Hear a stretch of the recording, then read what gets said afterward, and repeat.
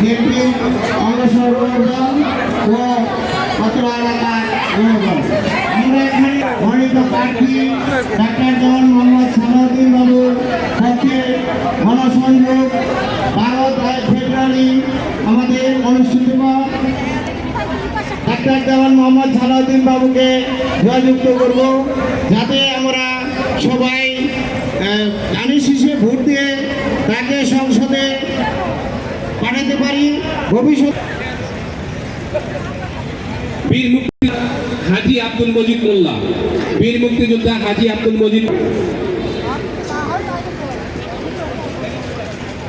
বিসমিল্লাহির রহমানির রহিম। আজকে ঢাকা 19 আসনের